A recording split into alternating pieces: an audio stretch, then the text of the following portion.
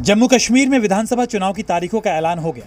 Article 370 हटने और केंद्र शासित प्रदेश बनने के बाद वहां पहली बार विधानसभा चुनाव होंगे, जिसमें जनता खुद वहां अपनी सरकार चुनेगी।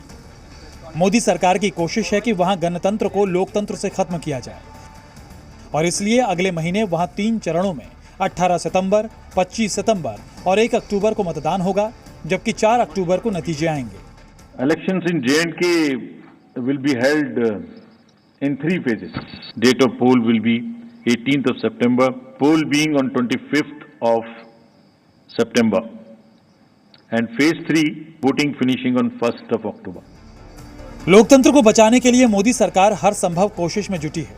यही वजह है कि चुनाव की तारीखों के ऐलान से पहले कश्मीर की सुरक्षा पर 2 दिन पहले रक्षा मंत्री राजनाथ सिंह ने NSA अजीत डोभाल के साथ मीटिंग की, सुरक्षा हालात पर चर्चा की, चुनाव के लिए जरूरी कदम उठाने के निर्देश दिए। साथ ही चुनाव से ठीक पहले जम्मू कश्मीर के DGP को बदलकर सुरक्षा की कमान NSG चीफ को दे दी गई। वहीं जम्मू कश्मीर की आवाम खुद भी देश का भविष्य और अपनी तकदीर बदलना चाहती है, जिसका दावा खुद मुख्य चुनाव आयुक्त ने किया।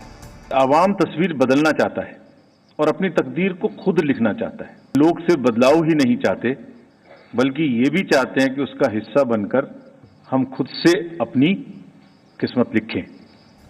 10 साल बाद जम्मू कश्मीर की 90 विधानसभा सीटों पर होने वाले विधानसभा चुनाव 3 चरणों में होंगे।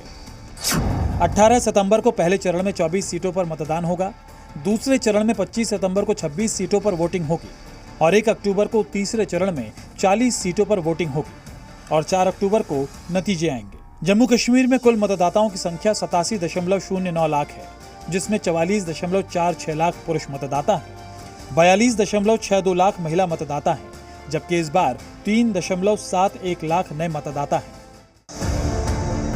चुनाव की तारीखों के ऐलान से पहले चुनाव आयोग की टीम ने जम्मू कश्मीर के राजनीतिक दलों से भी बात की थी, जिसमें सभी दलों ने जमहूरियत की ताकत के लिए जल्द चुनाव कराने की मांग की थी। मुबारक दिन यह हुआ कि इलेक्शन कमीशन ने आज अनाउंस कर दिया है कि जम्मू कश्मीर में इलेक्शन होंगे। बहुत अच्छा कि समय मिला। अब पता लगेगा कौन तैयार था, कौन तैयार नहीं था। स्वागत करते हैं, चाहे देर से हुए, अभी तो हो गए। इलेक्शन कमीशन का, गवर्नमेंट का, सबका बहुत बहुत शुक्रिया। वहीं कांग्रेस और बीजेपी ने भी चुनाव के लिए पूरी तरह से तैयार होने का दावा किया। कांग्रेस ने बीजेपी पर लोगों को बांटने का आरोप लगाया, तो बीजेपी ने भी कांग्रेस को घेर लिया। एक तो उन्होंने जाति पाति के आधार पे समाज को बांटने का एक प्रयास किया।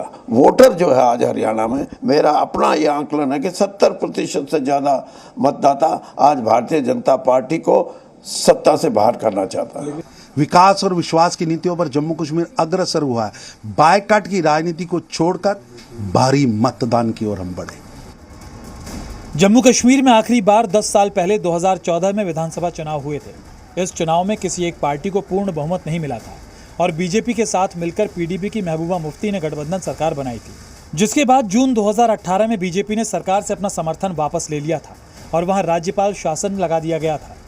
इसके अगले साल 2019 में जम्मू कश्मीर से आर्टिकल 370 हटाया गया और जम्मू कश्मीर को 2 केंद्र शासित प्रदेशों जम्मू कश्मीर और लद्दाख में बदल दिया गया, जिसके बाद अब पहली बार वहां विधानसभा चुनाव होंगे।